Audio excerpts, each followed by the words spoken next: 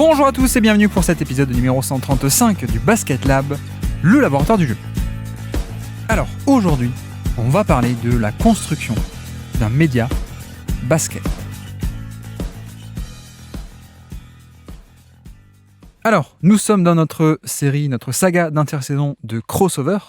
Saga durant laquelle, vous le savez, nous allons parler soit d'autres sports, soit de basket, mais sous des formes différentes et avec des thématiques différentes.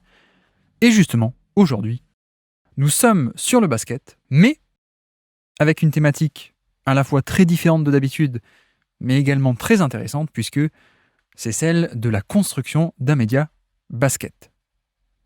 Et qui dit crossover de sujets, mais aussi crossover d'invités, puisque aujourd'hui, nous avons la chance et le plaisir de recevoir Erwan Abotret, que vous connaissez bien entendu, puisque Erwan est le créateur et le cofondateur du média First Team.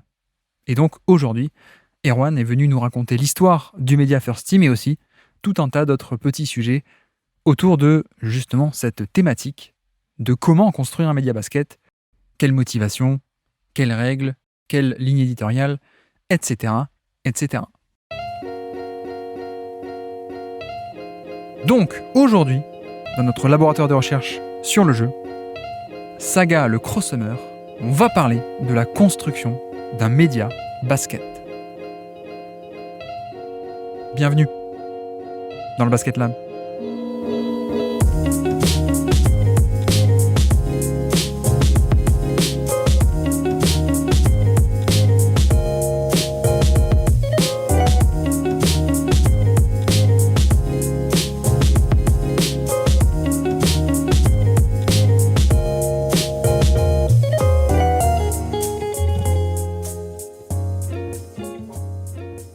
Donc, on se retrouve pour notre saga d'intersaison de crossover avec aujourd'hui un invité de marque, un guest star sur le Basket Lab.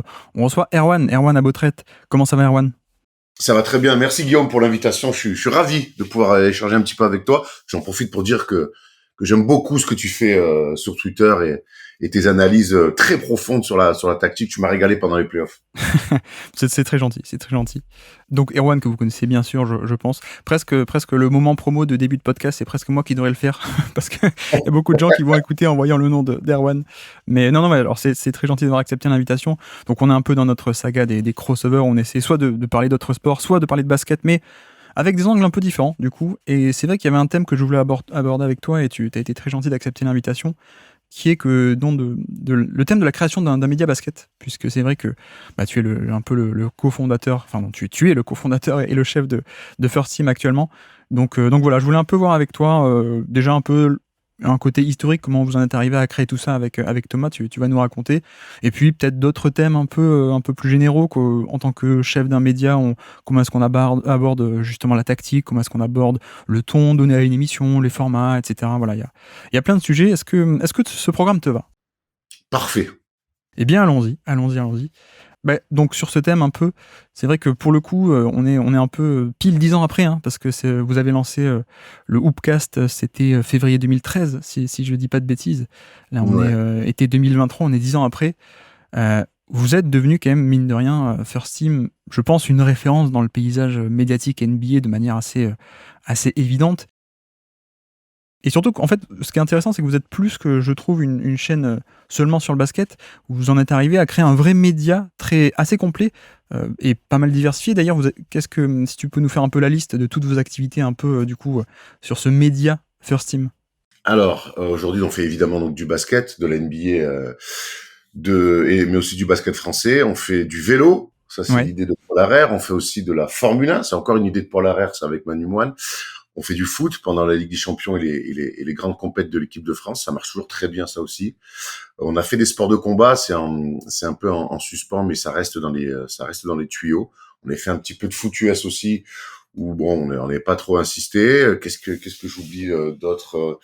Voilà. Écoute, on a même fait une émission omnisport sur le stream. Donc voilà, on a essayé des choses. Disons qu'on a été un petit laboratoire sur nos premières années pour essayer des choses, puisque l'environnement Webedia nous permettait de pouvoir essayer des choses.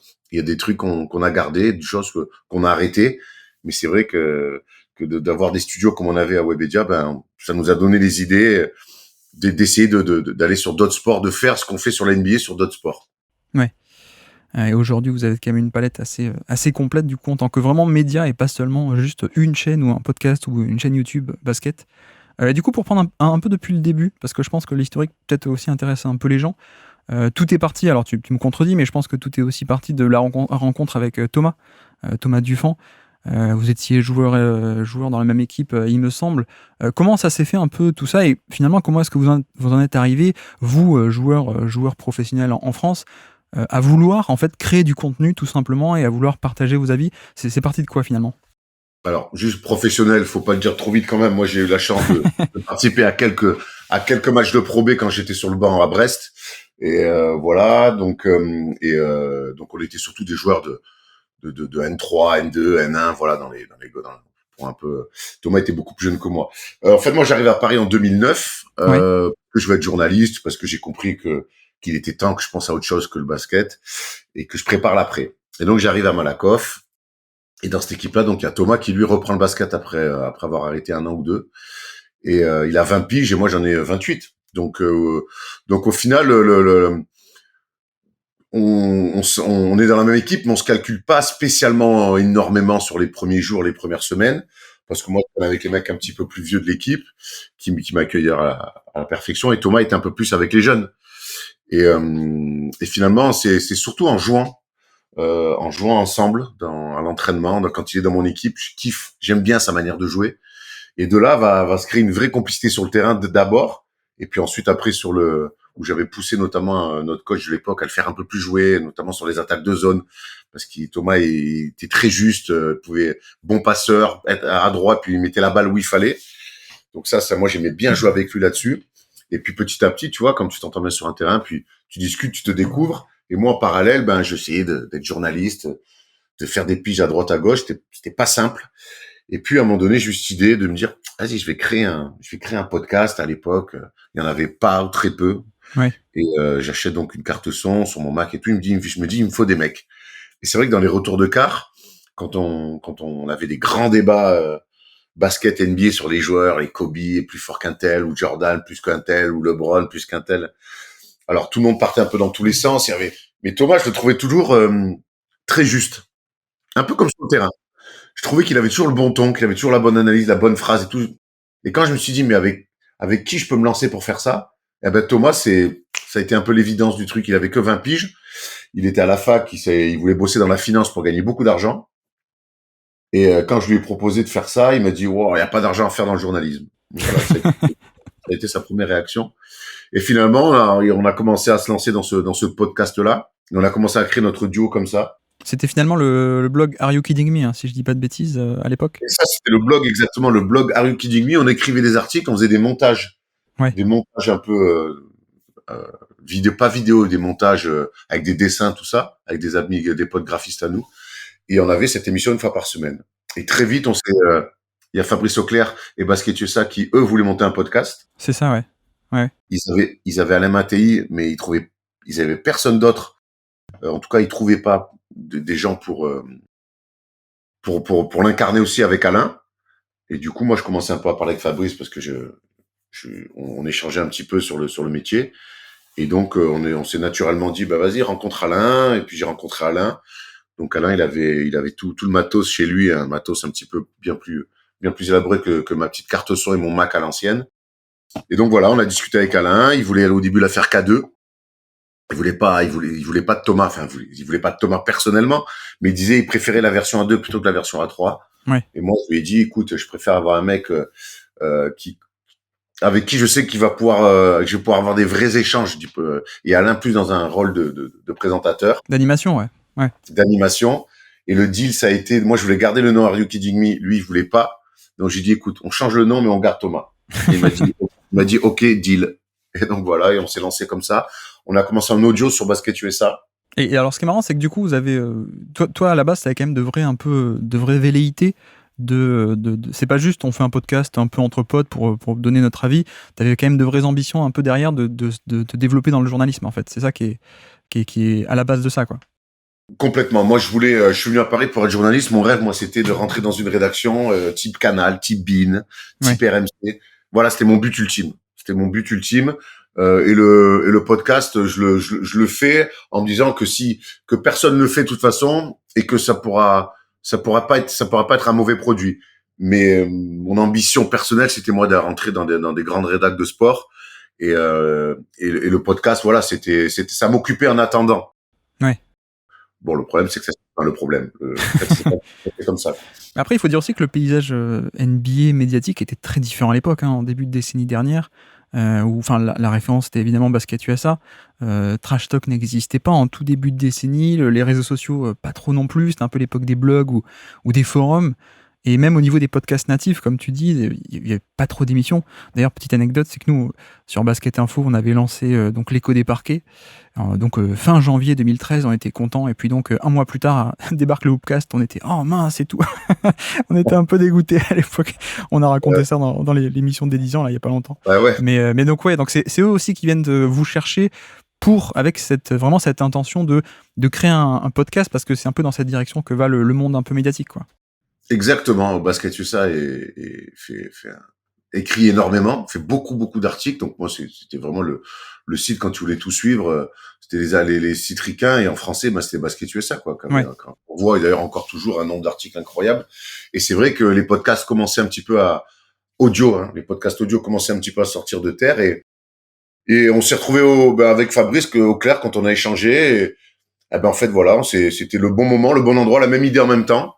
Et puis voilà, lui, il avait un énorme support qui était Basket USA. Donc pour moi, c'était déjà une évolution de pouvoir aller avec Thomas et bosser avec Alain sur Basket USA et avoir une émission audio sur le site référence qu'est Basket USA. C'était déjà pour moi, en même pas 6 mois, et déjà, hop, un pas de plus. Voilà, on bosse maintenant avec Basket USA. Ouais, c'est une plateforme assez énorme, quoi, finalement. Et en plus, directement avec Alain Mattei, qui venait aussi, lui, pas longtemps avant de lancer son podcast Touchdown Actu, donc il avait un peu ce truc d'animation de radio, quoi. Donc, Exactement. C'est un excellent. et ce qui est marrant, c'est que du coup, au début, c'est un peu juste un côté émission de radio, mais assez rapidement, j'ai remarqué, et donc j'aimerais bien savoir si c'est un peu de votre impulsion ou pas. J'ai remarqué une diversification déjà dans les formats, c'est-à-dire que la vidéo est un peu apparue avec même des émissions en plateau, avec des gens, je me souviens. Il y avait l'After Hoopcast aussi, assez rapidement, pour traiter un peu des sujets parallèles, sur les maillots, les souvenirs de playoffs, etc. Des séquences vintage, les fameux Hoopcasts de l'été avec les séquences Camoulox qui étaient très marrants. Je me souviens de un truc aussi sur le concours de dunk catastrophique d'Harrison Barnes, ou bref, c'est les souvenirs comme ça qui remontent. Mais c'est vrai que du coup, qui était un peu à l'origine de ça? C'est vous, toi et Thomas, qui vous voulez déjà un peu apporter plus que simplement l'émission actu de NBA? En fait, encore une fois, c'est l'occasion qui va faire le larron. C'est que, donc, on commence en audio avec Basket USA. On fait une première saison. Et à l'été, Dailymotion ouvre des studios, pour faire une espèce de grand centre de formation de mecs qui veulent se lancer dans la vidéo. Et pour ça, ils recherchent des formats audio qui marchent déjà pour les mettre à la vidéo. Ouais. Et forcément, comme Basket USA et Dailymotion bossent déjà ensemble, nous, on est les premiers à être contactés par Dailymotion pour se lancer en vidéo. Et c'est vrai que quand on se lance là-dedans, déjà, on passe à la vidéo, c'est très cool. Et puis derrière, on est avec des gens là-bas, des techniciens dont certains sont encore nos potes, 10 ans après, et et quand je voyais ce que faisait Mehdi Maizi avec le rap, tout ça, sur des formats différents, je me dis, mais j'ai trop envie de faire ça. Et puis là-bas, le studio était tout le temps ouvert. Il y avait tout le temps un techos pour t'aider, pour tourner un truc, pour faire du montage avec toi. Donc c'était propice à ça. Et on s'est complètement lancé là-dedans. Ouais. Et là, on commençait à se dire, à toucher du doigt, on dire, OK, on fait de la vidéo. OK, on a des studios. Il y a des techos. Il y a du matos. Je dis, mais en fait, on peut faire plus. On avait déjà cette envie, cette dalle, vraiment d'en faire beaucoup plus, ce qui posera un peu problème par la suite. Mais en tout cas, nous, on découvrait un nouveau jouet avec lequel on avait envie de connaître toutes les facettes. Ouais. C'est intéressant parce que du coup, il y a un peu de suite, ou en tout cas rapidement, ce côté, on parle de NBA, on parle de l'actu, mais on veut aussi faire plus, quoi. Et il y a un peu du coup cette idée peut-être de médias un peu plus global et général qui va être amené du coup à être créé en 2016, du coup, pour la saison 2016-2017. Et donc, c'est là que vous quittez un peu Basket USA pour créer First Team, du coup, avec Tu me dis hein, peut-être une volonté d'indépendance, ou alors c'est vraiment avec cette idée de ligne éditoriale de ok, on veut faire un truc un peu différent, on veut des formats vidéo, on veut des formats un peu fun parfois, on veut aussi peut-être aussi créer notre émission avec notre ton particulier. Ben, ce qui est marrant, c'est que tu parles de médias, mais au début, on n'a jamais on se dit qu'on va créer un média. On voulait D'accord. créer une émission référence. On voulait créer une émission référence qui était déjà énorme. Moi, je pense que tu veux, il y a pas un monde où en fait où je me dis que je vais créer un média, mais c'est la magie un peu de l'entrepreneuriat, c'est qu'en fait quand tu mets le doigt dedans, ben ça fait un effet un peu boule de neige. C'était un peu une de mes questions, c'est vous aviez pas cette ambition à l'époque quand vous créez First Team de ce truc que c'est devenu 6-7 ans plus tard, quoi. Je sais pas si on n'avait pas cette ambition, si finalement on l'avait, mais on se rendait pas compte. Je pourrais pas te répondre à ça en fait. D'accord. Je sais, c'est que toutes les opportunités qui sont offertes à nous, eh ben, on a tout fait pour les optimiser au maximum. Voilà. Ouais. Et quand tu fais une émission, ben, elle est cool, ben, t'as pas envie qu'il y ait que le jeudi, et t'as envie qu'il y ait le lundi, et puis après, t'as envie qu'il y ait d'autres trucs, et puis qu'il y ait le week-end, et puis, tu vois, en fait, c'est ça un peu l'effet boule de neige dont je te parle, c'est que t'en veux toujours plus. Tu veux occuper le terrain, mais surtout, t'as envie de parler, et puis quand tu te sens bien, quand tu sens que ça marche, que les gens adhèrent, t'as envie d'en faire plus. Voilà. Ouais, bien sûr. Et donc vous lancez ça saison 2016-17 du coup, Ouais. avec un 5 majeur, Erwan, Thomas, Steph Brun aussi, Wax, que tout le monde connaît, et Vanessa, à l'époque aussi un peu à l'animation. Ouais. Ça m'a fait marrer, je suis allé revoir un peu le début, parce que moi j'étais vraiment, je regardais à l'époque, je regardais un peu tout. Et la première question, j'ai revu le truc de présentation. Première question à Wax, c'est tu préfères que Détroit soit champion, mais tu fais une tournée avec tragédie, ou alors que les Pistons déménagent à Vegas, mais par contre Pharrell Williams produit ton album. et c'est vrai qu'il y a un peu ce truc de avec First Team, vous avez réussi. Bon, après le côté média, diversification, on pourra en parler aussi, mais c'était un peu plus votre patte finalement, j'ai l'impression, et comme tu dis, avec aussi une fréquence d'émissions qui est très différente, des formats différents aussi. Il y avait le First Talk, un peu une émission un peu classique, le First Day Show, qui a très bien accroché, un peu en format late night à l'américaine. Je me souviens même des matinales, moi, où tous les matins, Ouais. vous deviez traverser Paris pour parler à 6h du mat des matchs de la nuit. C'était un peu fou, ça. Quand je te dis qu'on avait la dalle, c'est qu'on avait la dalle, hein. Ouais. Donc oui, les matinales, après on s'est rendu compte que c'était beaucoup de travail pour pas grand chose et qu'aujourd'hui, l'évolution des réseaux faisait que, bah, t'avais déjà toutes les infos et que mais ça faisait partie on le refera jamais. En tout cas, pas comme ça, mais par contre, on regrette pas de l'avoir fait parce que c'était ce qu'il fallait faire. On nous donnait une nouvelle salle de jeu. Il fallait qu'on l'optimise au maximum. Donc, on a essayé beaucoup de choses et pour savoir ce qui marche et ce qui marche pas. Et ce qui est faisable ou pas faisable, eh ben, il faut faire. Il faut faire. Avec le fameux mystère qui a duré longtemps de est-ce que vraiment Wax n'est pas dans la salle sur les First Day Show. Alors qu'il était juste en face de moi, ouais, dans le Et First après, Day Show. ouais, il y avait eu la révélation. Moi, j'avais été choqué de cette émission avec la révélation. Deux mots aussi peut-être sur Steph Brun que vous avez ramené sur ce projet aussi, qui lui-même, du coup, depuis a fait pas mal de choses et bosse maintenant à RMC et plein de trucs. Moi, je me souviens aussi de Steph Brun d'une interview où il transpire à mort chez le Hoopcast, qui était assez marrante.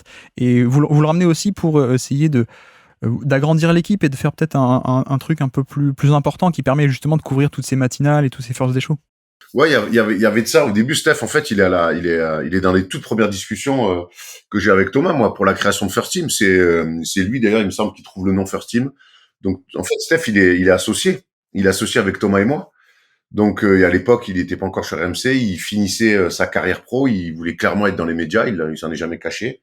Et, et voilà, moi, j'étais pote avec lui. Je lui ai présenté Thomas. Il a bien accroché sur le projet, d'ailleurs, même si il y est peu, je sais que First Team est toujours, c'est son bébé aussi, à lui. Ouais.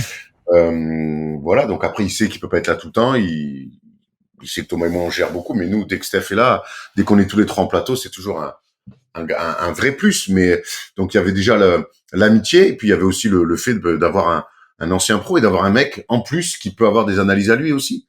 Voilà, nous on n'est pas. Moi je trouve qu'au plus on s'ouvre avec des anciens joueurs, au mieux on se porte. Voilà. Ouais. C'est aussi une partie importante, vous, qu'en plus, qui est ancien, alors du coup, pro, semi-pro, tu me dis le terme exact, mais qui venait un peu de ce milieu concrètement. C'est aussi important d'avoir ce genre de voix dans l'équipe qui fait des analyses. Complètement. Complètement. Donc, voilà, c'est ce qu'on voulait avec lui. Il y avait au début un départ aussi de son réseau. Voilà, il y avait mais en fait, quand on s'est mis tous les trois autour d'une table, on s'est dit ok, on y va. Donc on est ravis d'avoir fait ça, créé ça tous les trois à la base. Alors il y avait Paul qui va devenir associé un peu plus tard, qui lui aussi a toujours été là. Il était jeune et lui pareil, il a quand même pris des risques pour nous suivre. Il a cru aussi au projet. Donc en fait, on était 3+1 à monter ce projet, quoi. Ouais, ouais. Paul Harrer, hein, bien sûr. Paul Harrer, tout à fait.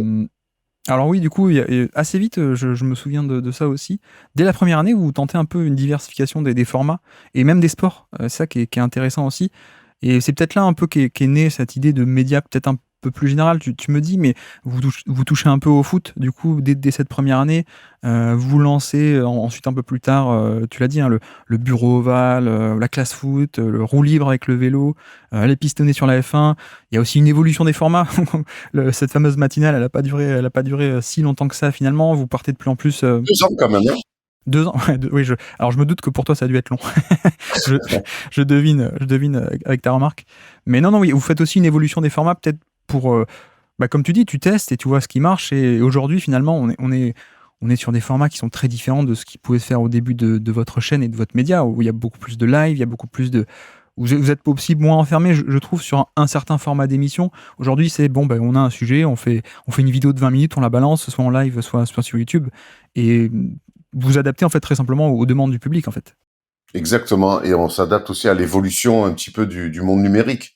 Ça, c'est archi important. La télé, c'est la télé. Il y a beaucoup de gens qui vont sur le numérique en crachant sur la télé et tout, mais il n'empêche qu'il faut garder quand même certains codes de production, de savoir-faire, des éditorial, parce que tout vient de là.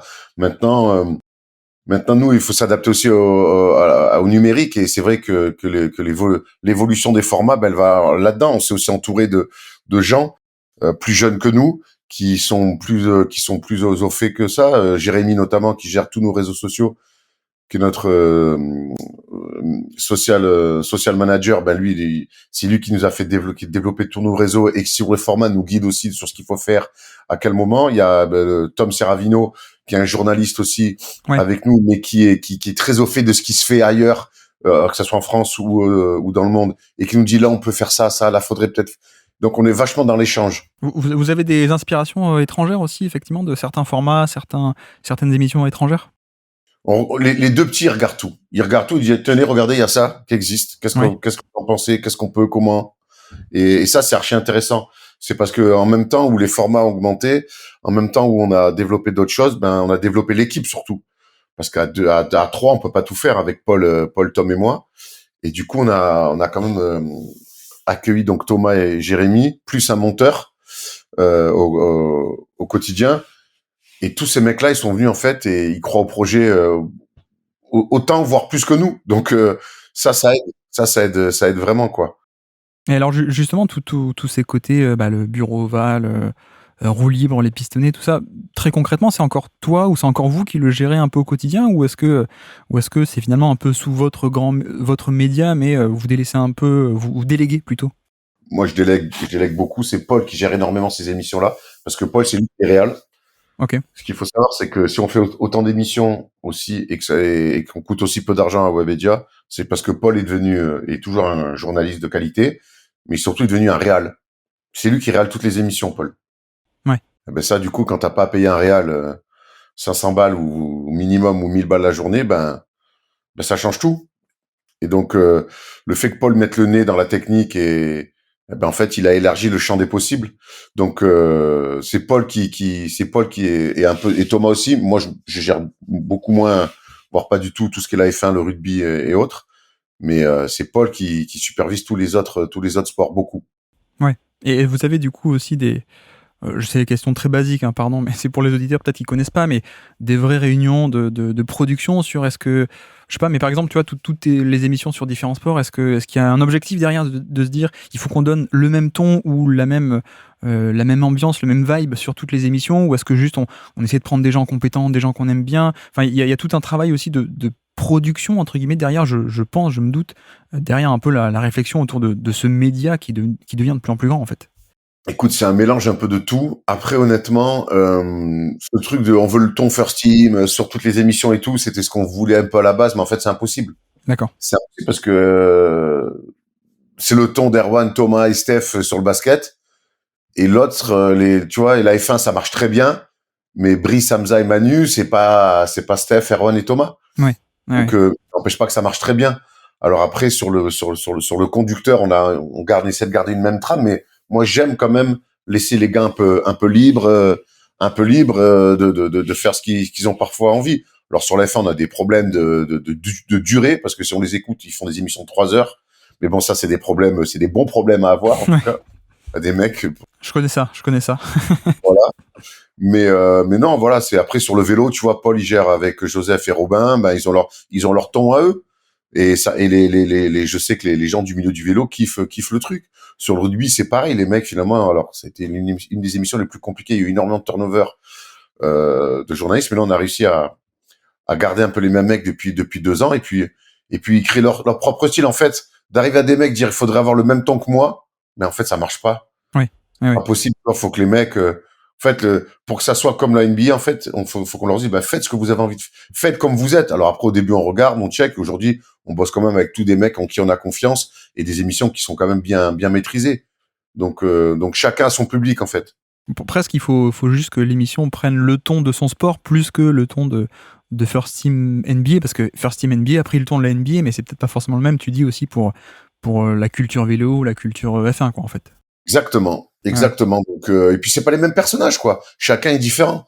Dire à Brice et à Hamza, faites du Erwan et du Thomas, ça peut pas marcher, en fait. Ouais. Parce que c'est Brice et Hamza qui sont des très bons journalistes, mais qui ont leur façon de faire, tu vois, tu peux pas, nous, on est des excentriques, si c'est plus des introvertis, donc, mais qui sont des très pointilleux sur la technique, c'est des passionnés de F1, mais ils ont leur manière à eux de le dire. Pareil sur le vélo avec Robin. Tu vois, tu peux pas dire à tout le monde, sois comme moi. Ça veut Ouais, rien dire. bien sûr. Par contre, sois toi-même. Voilà. Sois toi-même.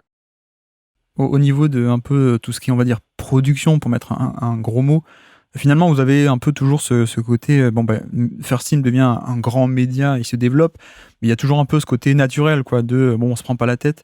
Et tiens, d'ailleurs, vu qu'on a parlé un peu de Webedia, eux, ils vous donnent des locaux, mais il y a pas trop d'ailleurs pas du tout, tu me dis, d'interférence sur, bah non, si on vous produit l'émission, il faut que vous parliez de ça, de telle manière, avec tel ton. Ça, il y a ou il y a pas? Non, il n'y a jamais eu. Ok. Ils nous ont laissé carte blanche de manière assez incroyable. C'est Thierry Boyer qui nous a fait rentrer chez Webedia, qui est parti depuis. Mais donc non, nous ils nous ont toujours laissé carte blanche. Alors après, quand tu passes des deals avec des marques, bah il y a forcément des obligations pour présenter des produits et des choses, mais sur l'édito, jamais. Il y a toujours un ou deux un ou deux commerciaux plutôt, c'est mieux de le dire comme ça, qui aiment bien venir te dire qu'il vient de proposer une idée parce qu'il de s'affilier avec tel ou tel influenceur tu vois, pour que ça plaise aux marques, Ouais. enfin, on peut inviter, tu vois, par là, le grand truc, c'est on peut inviter Mister V, faut inviter Mister V tout le temps. Est-ce que vous avez fait Yvick, en moi je plus au l'adore. Hein. début, vous l'avez fait, vous avez... Oui, on l'a fait. C'est une émission qui a super bien marché, mais aujourd'hui, Yvick, il a NBA, il a su plus, il en a rien à foutre de venir discuter des trucs. Et moi, je crois pas du tout à ces crossovers forcés avec des mecs que t'invites et tout. Yvick, le jour où il veut venir, il nous appelle, il dit, il y a pas de souci, ça sera naturellement. Ouais. Donc, je me bats aussi de temps en temps. C'est rare, mais des fois, faut le faire. Parce que la force de First Team, c'est First Team. C'est pas d'inviter des mecs plus puissants avec des comptes à 600 000 ou 1 million d'abonnés pour que nous, on puisse d'un coup exister. Non, nous, c'est en interne que les choses se passent et c'est notre manière de parler, notre manière de produire qui doit plaire aux marques et pas absolument devoir s'associer avec d'autres. Oui, c'est toujours un peu trouver le bon dosage, on va dire, entre certaines obligations un peu business, parce que c'est un peu comme ça que ça marche, mais sans aller trop loin jusqu'à altérer peut-être la ligne éditoriale ou le contenu proposé. C'est un peu toujours l'exercice. Et en plus, comme vous commencez à avoir certaines années aussi, vous avez aussi votre équipe et votre rotation d'habituels, en fait. On peut dire, hein, vous avez du Théophile, vous avez Kevin Séraphin qui vient aussi. Enfin, vous avez plein de monde. Et d'ailleurs, c'est peut-être aussi un des avantages d'être avec une grosse boîte. C'est au-delà même des moyens qu'ils vous donnent. Peut-être aussi ça facilite sur certains aspects d'avoir certains invités ou de pouvoir aller à droite à gauche, non? Ah, écoute, Webedia, on leur doit beaucoup, mais là, sur notre réseau de consultants, c'est vraiment à nous, ça. D'accord, ok. Thomas Laroukis, moi je le connais depuis que j'ai 15 ans. J'avais fait un camp de basket à Biarritz que j'encadrais à l'époque. Lui, il était minime, donc je l'avais coaché. Kevin Séraphin, on s'était rencontrés 3-4 fois et on s'était vu à un anniversaire d'un ami en commun. Il m'a dit je vais arrêter ma carrière et tout. Je suis bon, mais tu veux venir l'annoncer chez nous? Il m'a dit ah ouais. Il avait kiffé et après il était revenu et ainsi de suite. Théo, ben on a toujours depuis le début de First Team, c'est quelqu'un qui nous a beaucoup soutenu et avec qui on adore discuter et travailler. Et voilà, donc on est Arthur, c'est un mec de Malakoff qui a un peu qui a un peu la même carrière que nous, que personne connaissait, mais qui aujourd'hui est devenu une vraie référence quand il vient. Donc on est vraiment ravis, quoi. Ça c'est vraiment notre réseau à nous. Et je suis très content de cette rotation là, dans laquelle il y a Steph évidemment, mais je suis très content de cette rotation là parce que ça amène chaque semaine quelque chose de un truc nouveau et avec des mecs qui s'installent et qui sont très bons. Parce que le First Day Show c'est pas simple, hein. Les premiers First Day Show, je me souviens que Kevin et Thomas Laroukis, ils avaient dit ouais mais attends en fait c'est une machine à laver, quoi. Ça va à 200 à l'heure et bim bim bim bim bim. Donc D'ailleurs, petite question là-dessus, comment c'était venu du coup cette idée du format un peu à l'américaine qui, voilà, sur des émissions de radio ou des podcasts NBA n'existe pas du tout. C'est vraiment toi un désir de toi de se faire ce format avec le bureau, le petit édito un peu à l'américaine? exactement. Moi, au moment où on lance First Team, moi, je me dis, je veux essayer de présenter. Je veux présenter. Ouais. Je me sentais pas de le faire, mais je me suis forcé à le faire en me disant, je veux présenter une émission. Je veux savoir si je peux le faire. Ouais. Donc, on a pensé se faire des shows avec Thomas et Steph et Wax dans la cuisine du studio de Wax un soir. Et moi, c'est l'époque où je commençais à voir sur Canal Jimmy Fallon, là. Et je voyais son bureau, ça me fait tout le setup me faisait kiffer. Je fais construire, c'est un truc light show, ça existe pas en France, un délire un peu comme ça avec un bureau. Donc ça, c'était un peu le délire Jimmy Fallon. L'édito, ça me faisait kiffer, ça me faisait marrer. Et puis après, on a construit toute l'émission. Bon, le conducteur a beaucoup bougé depuis, mais finir avec des quiz et tout, c'est notre émission un petit peu référence, celle qu'on produit le mieux. Et elle est très cool. D'ailleurs, c'est la seule qui est pas en live parce qu'il y a des changements en plateau, tout ça. Mais ouais, c'est notre émission. On est très fiers de cette émission. Je regrette qu'il n'y ait plus les séquences Coach Brun avec la perruque à l'époque, au tout début. Ouais. Et c'était marrant. On fait la palette maintenant, écoute. Oui, c'est vrai, on va en parler aussi. Bon, en tout cas, c'est bien que tu précises hein, ce côté Webedia aide aussi, mais vous avez maintenant aussi votre réseau. Hein, c'est peut-être aussi bien de le préciser, évidemment, parce que nous de l'extérieur, on ne sait pas forcément.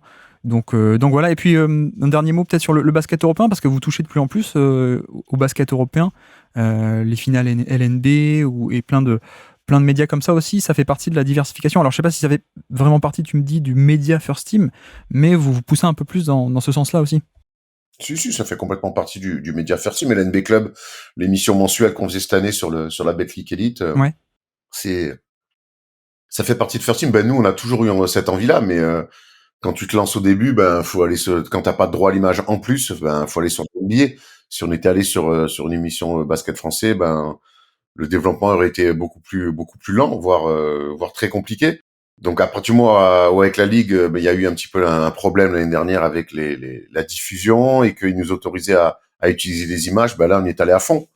Donc voilà. Et puis après il y a eu aussi les matchs qu'on a pu produire avec Victor. Oui, ça c'était énorme aussi ça. C'était fantastique. C'était fantastique. Ça là encore, ça nous a donné des idées pour la suite et ça c'est extraordinaire. Donc parce que commenter des matchs, c'est quand même moi depuis que j'ai arrêté de jouer au basket, le seul truc qui m'a rapproché le plus de jouer un match de basket, c'est d'être au bord du terrain pour le commenter, quoi. Ouais. Oui, en plus on l'a pas dit, mais avant First Team, t'as aussi fait pas mal d'années à beIN Sport au final, notamment en tant que commentateur. Ouais, alors j'étais assistant d'édition puis chef d'édition et puis après je m'occupais surtout avec toute l'équipe, l'équipe fantastique hein, qui m'a appris tellement de choses pour la suite. Mathias Duché, Adiolala, Rémi Reverchon, voilà. Toute cette clique-là, c'était assez incroyable. Mais du coup, ouais, beIN, ça m'a appris énormément de choses. Du coup, on était sur les matchs, je sais plus, j'ai perdu le fil. Non, sur le basket européen et le développement un peu dans ce sens-là. Européen. À beIN, j'ai fait 3 Final Four d'affilée, l'Euroleague, c'est fantastique. Donc nous, on a envie aussi de proposer tout le basket possible, inimaginable aux gens qui nous suivent. Et on a eu plein de retours sur LNB Club, en disant je suivais pas le basket français, mais grâce à vous, on y arrive. Et ça, c'est des super compliments. Et Oui. donc nous, clairement, aujourd'hui, on discute avec Squeak pour essayer de leur proposer des nouveaux formats aussi, et que ce soit pour le basket français et européen. Si tu peux nous expliquer un peu ce que c'est Squeak, peut-être pour les auditeurs qui savent pas. Squeak, c'est une nouvelle plateforme qui est arrivée il y a 1 an maintenant. C'est les gens de Fedcom qui mettent notamment beaucoup d'argent dans Monaco au basket et qui donc ont racheté les droits de l'Euroleague, et, entre autres, et qui donc ont une application où ils ont tous les droits de l'Euroleague, et ils ont racheté aussi les droits du basket français pour 7 ans, D'accord. qu'ils vont partager avec l'équipe. Donc c'est une sorte de League Pass un peu à l'européenne, quoi, en fait. Il y a un peu ça. Ouais. Un peu. Et donc vous allez essayer de bosser pas mal avec eux pour proposer du basket européen. Mais c'est vrai que ça faisait aussi partie d'une de mes questions.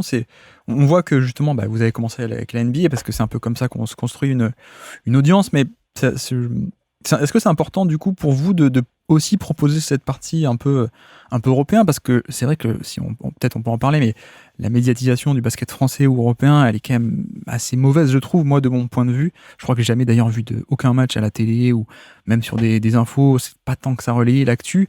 Mais vous qui justement venez sortir de là, peut-être est-ce qu'il y a vraiment ce désir de proposer ce type de contenu à aujourd'hui un public qui finalement, d'ailleurs un peu comme moi, n'a grandi qu'avec la NBA? Oui, il y a clairement cette envie, et cette envie, elle existe depuis le début. Il fallait juste attendre la bonne opportunité. D'accord, ok.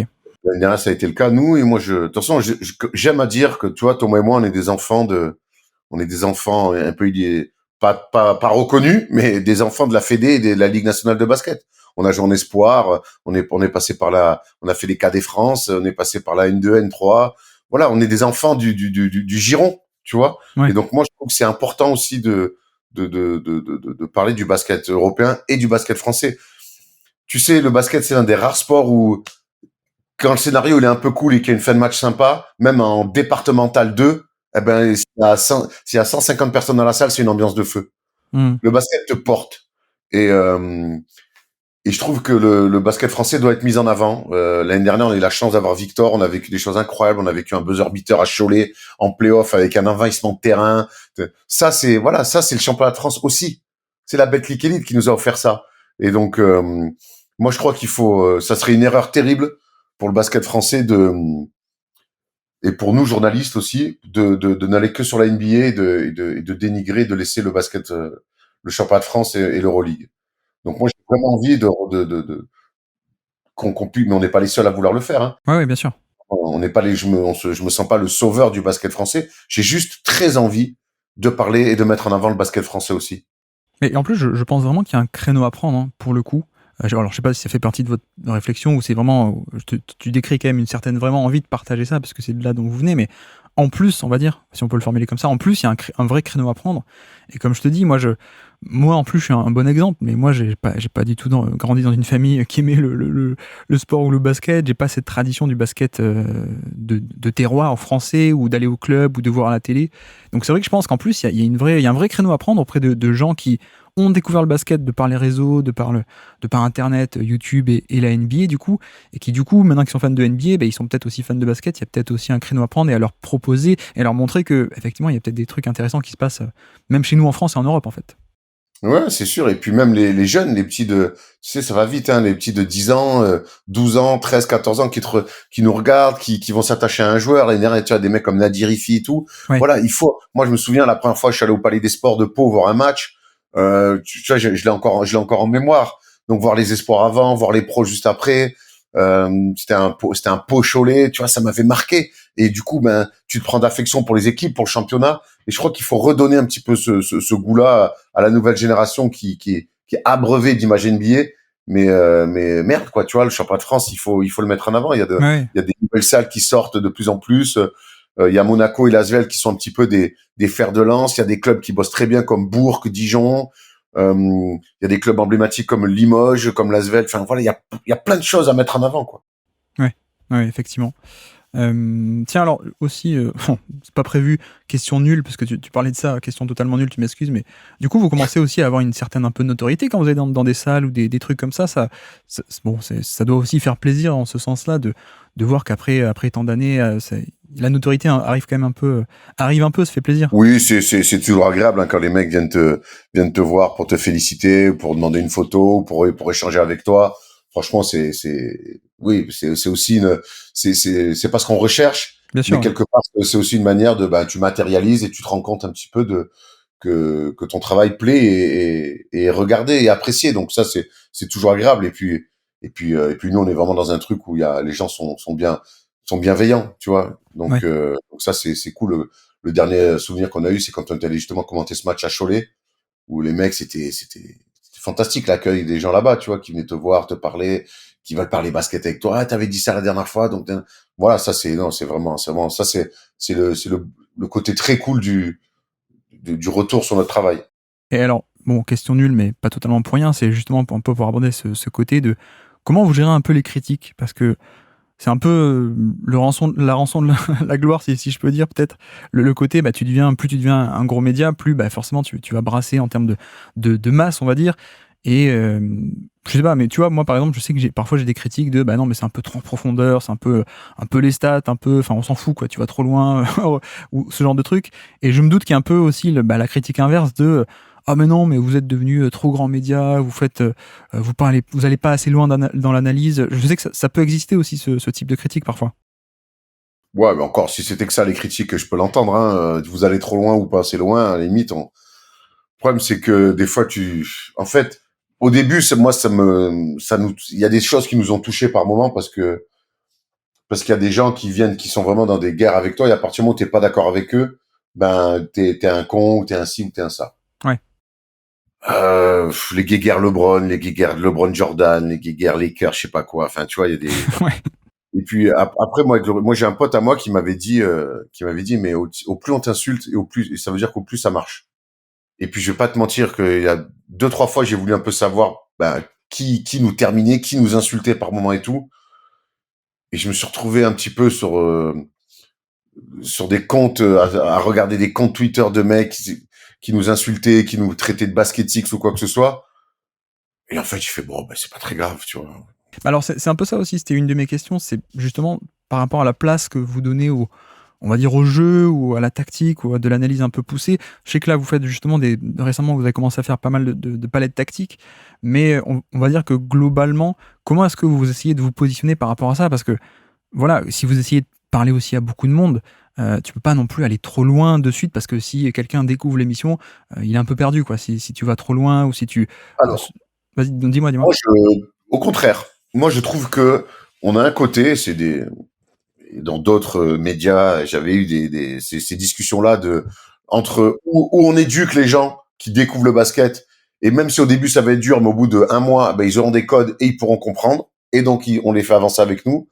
Ou alors tu restes dans du très généraliste, et en fait, et ce fameux truc, tu touches tout le monde. Moi, ça me parle pas. D'accord. Moi, faire du b.a.-ba, ça ne m'intéresse pas.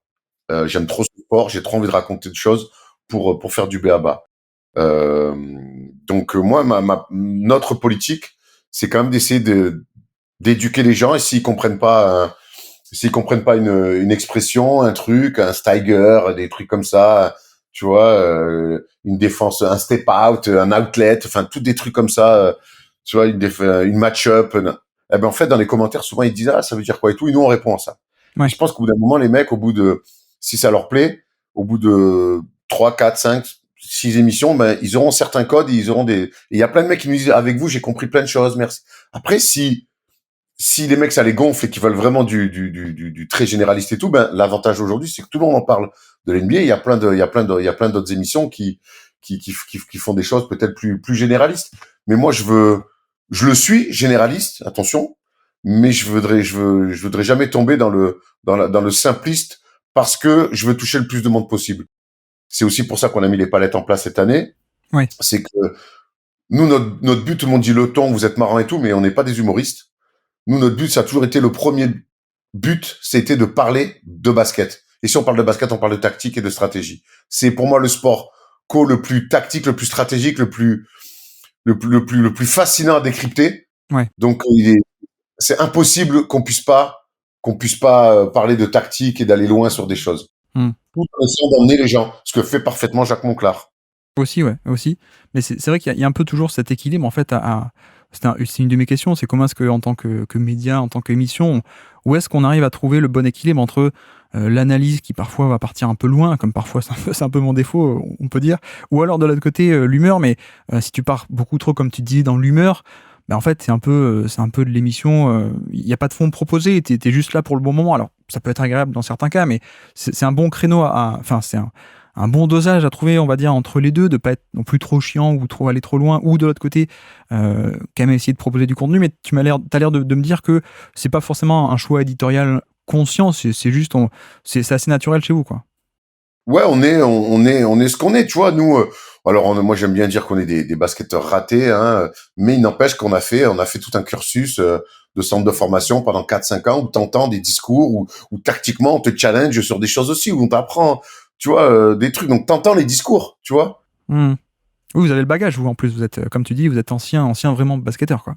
Voilà. Et donc, ben, tu vois, et moi en fait, il y a un truc que je devrais peut-être pas, tu vois, mais moi j'aime bien quand je parle avec des basketteurs, tu vois, pro, et qui nous disent ah les gars vous faites kiffer parce que vous on sent que nana, tu vois, ça c'est toujours mon petit kiff un peu tu vois, voilà, je devrais pas parce qu'en fait mais c'est quand des pros nous disent putain votre émission c'est cool, quand des mecs du milieu, ben j'aime bien, tu vois, je me dis ok, ça me rassure dans le fait qu'on travaille bien. Ouais, effectivement. Autre thème aussi un peu intéressant, que j'ai envie de te poser la question, parce qu'en plus ça fait 10 ans maintenant, même peut-être un peu plus, et tu as traversé cette période.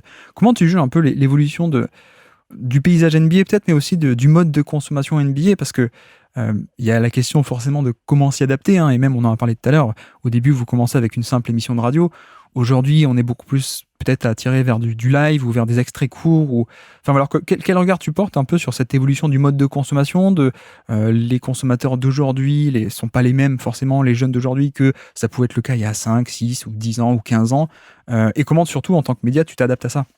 Ben aujourd'hui la nouvelle génération consomme, ils ont plus le temps.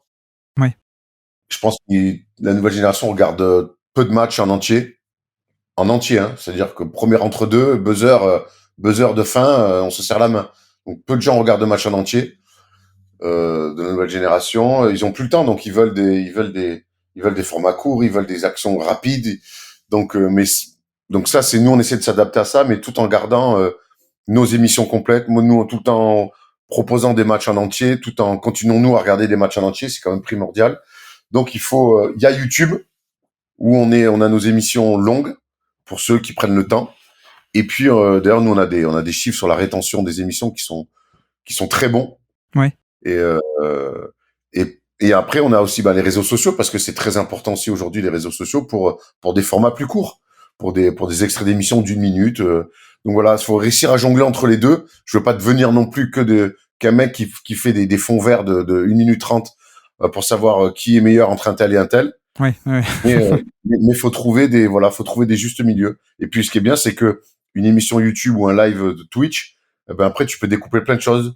Tu peux faire des découpes de 20 minutes, tu peux faire des découpes de 1 minute sur des prises de parole un peu, tu vois, sur une prise de position un peu des hot take, tu vois, comme on dit. Ouais. Ça, tu le mets. Donc, en fait, en faisant juste une émission longue, en fait, tu peux derrière faire des trucs plus courts et très courts et voilà, et ainsi de suite. Mais c'est ça aussi qui est intéressant, c'est que, tu vois, par exemple, moi je me souviens, il y a pas longtemps, ta fameuse sortie sur James Harden et Joel Embiid, leur manière de jouer en playoff.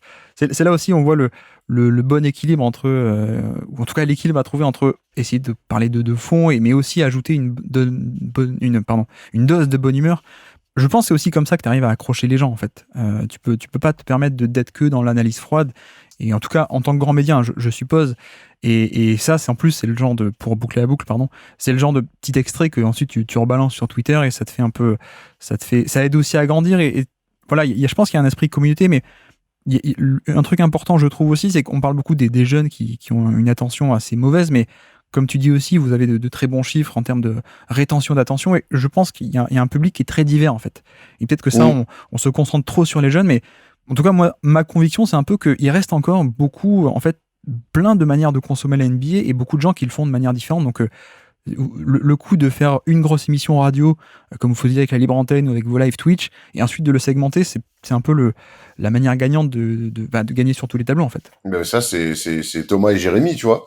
qui sont penchés là-dessus et c'est notre social media manager qui nous a dit, ben, on va faire ça, tu vois. Donc ça, voilà, c'est encore un travail d'équipe avec quelqu'un qui a rejoint l'équipe plus tard et qui a amené cette vision-là des choses. Ouais. Après, les jeunes, moi, je dis pas qu'ils ont une mauvaise intention et tout, c'est juste qu'ils consomment différemment les choses. Bien sûr, Voilà. oui, on est d'accord. Il faut toujours être capable je sais que moi, en télé, j'ai vu quand même des journalistes qui ont raté des virages parce qu'il fallait y rester sur des carcans à l'ancienne et c'était comme ça et pas autrement. Ouais.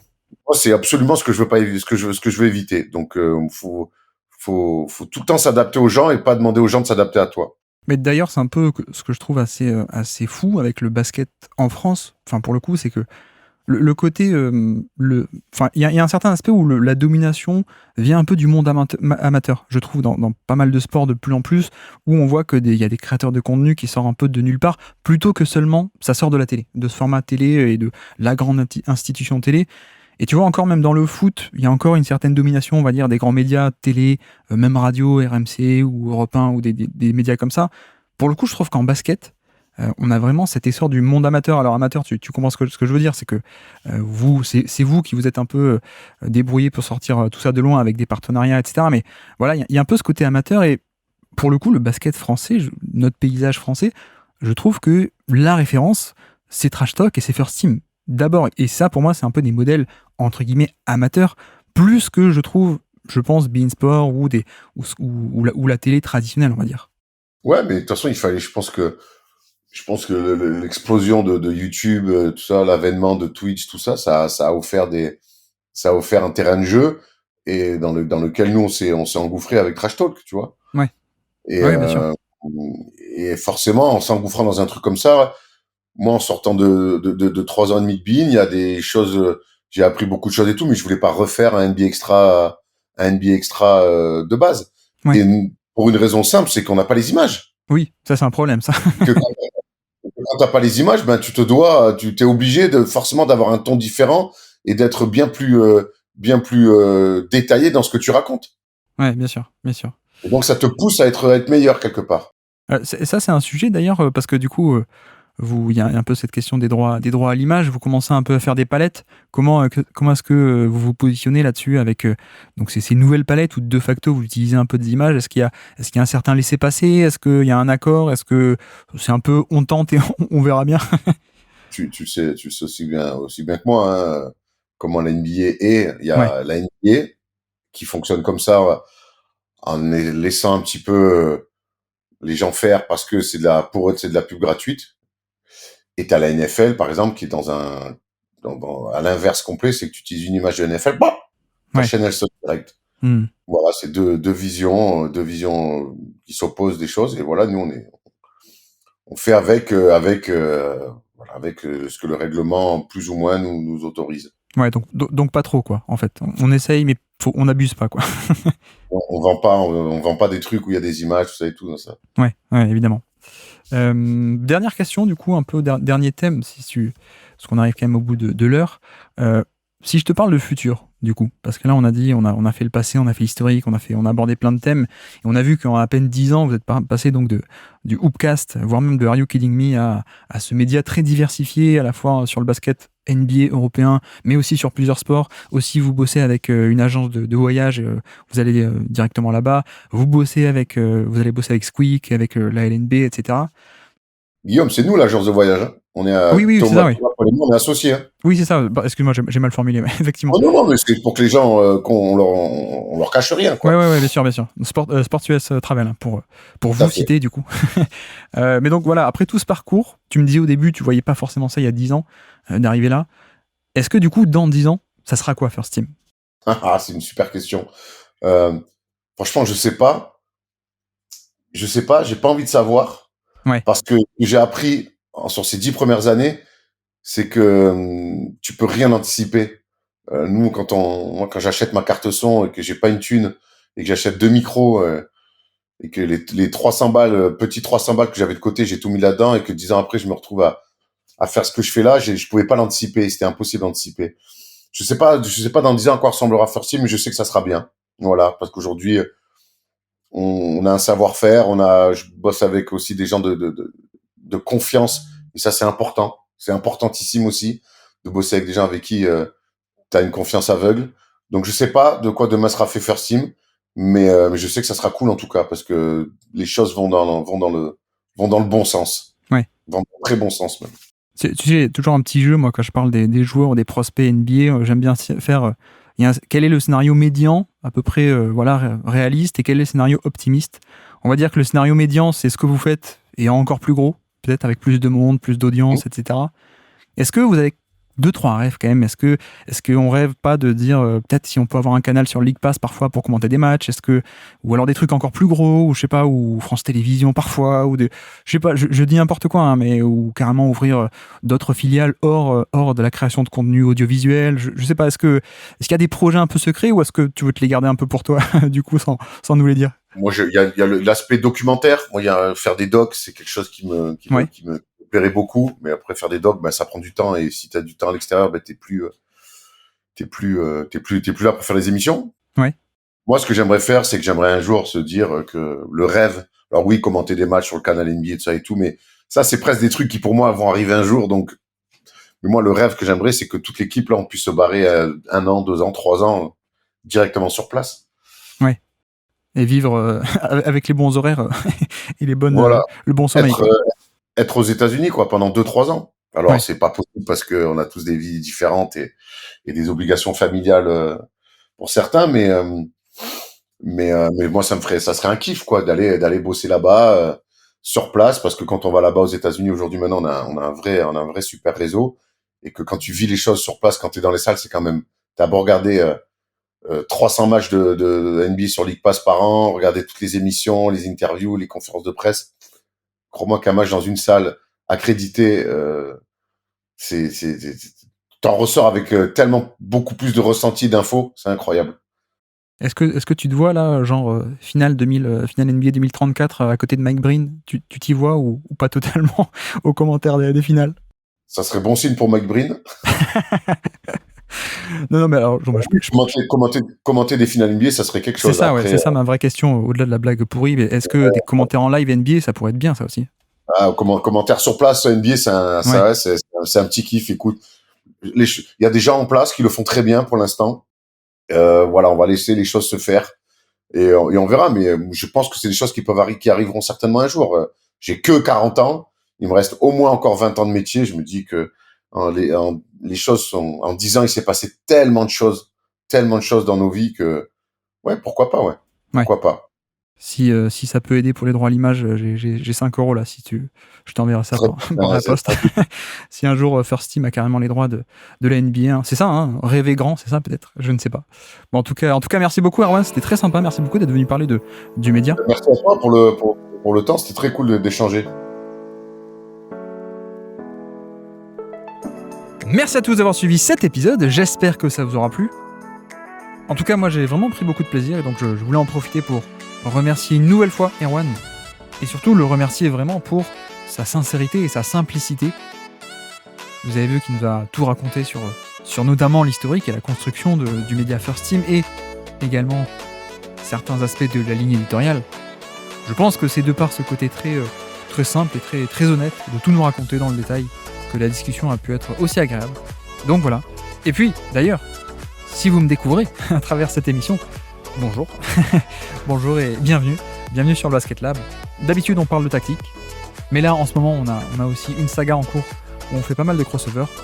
Mais donc, pour la prochaine fois, prochaine émission du Basket Lab, on va se retrouver pour notre premier numéro du top 100 des joueurs NBA de 2023.